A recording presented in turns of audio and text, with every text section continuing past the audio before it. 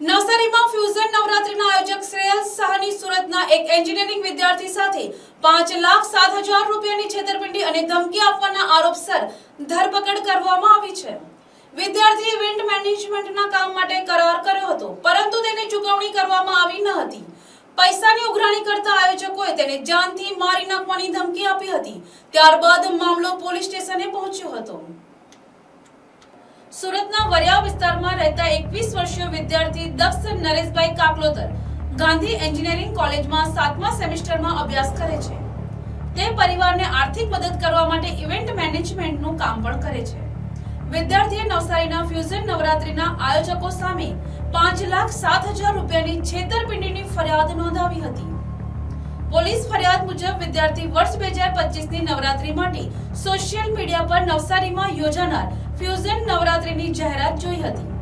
આ જાહેરાત મૂકનાર શ્રેયલ વિજયકુમાર શાહનો સંપર્ક કરતા શ્રેયલે તેને ઇવેન્ટ મેનેજમેન્ટના કામ માટે નવસારી બોલાવ્યો હતો।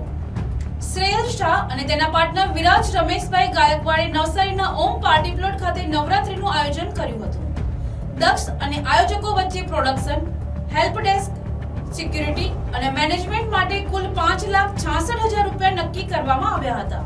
આ અંગે 20 સપ્ટેમ્બર 2025ના રોજ નોટરી રૂબરૂ લેખિત કરાર પણ કરાવવામાં આવ્યો હતો। દક્ષે પોતાની 34 માણસોની ટીમ સાથે કામ શરૂ કર્યું હતું, પરંતુ કરાર મુજબ ડિપોઝિટની રકમ પણ સમયસર ચૂકવવામાં આવી ન હતી।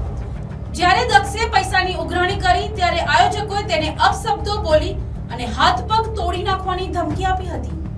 આ કેસમાં અન્ય કેટલાક આયોજકો પણ વોન્ટેડ હોવાનું જાણવા મળ્યું છે। નવરાત્રી પૂર્ણ થયા બાદ દક્ષે હિસાબ માંગતા આયોજકોએ ગલ્લા તલ્લા શરૂ કર્યા હતા। કરાર મુજબના 5,66,000 અને વધારાના બે માણસોના 21,000 મળી કુલ 5,87,000 લેવાના નીકળતા હતા, જેમાંથી આયોજકોએ માત્ર 80,000 રૂપિયા જ ચૂકવ્યા હતા। બાકી નીકળતા 5,07,000 રૂપિયાની ઉઘરાણી કરતા શ્રેયલ શાહે ફોન ઉપાડવાનું બંધ કરી દીધું હતું। જ્યારે દક્ષ તેના ઘરે ગયો ત્યારે શ્રેયલે ગાળાગાળી કરી હતી અને કહ્યું હતું કે તું તારી બાકીની રકમ ભૂલી જા, બીજી વાર પૈસા માંગવા આવ્યો તો તારા હાથ પગ તોડી નાખીશ। આખરે પોતાની સાથે વિશ્વાસઘાત થતા દક્ષ કાકલોતરે નવસારી પોલીસમાં ફ્યુઝન નવરાત્રીના આયોજક શ્રેયલ વિજયકુમાર શાહ અને વિરાજ રમેશભાઈ ગાયકવાડ વિરુદ્ધ છેતરપિંડી અને ધમકી આપવા બદલ ફરિયાદ નોંધાવી હતી, જે પૈકી વિરાજ રમેશભાઈ ગાયકવાડ વોન્ટેડ છે, જેની શોધખોળ શરૂ છે। Bureau report, NTC news, Navsari.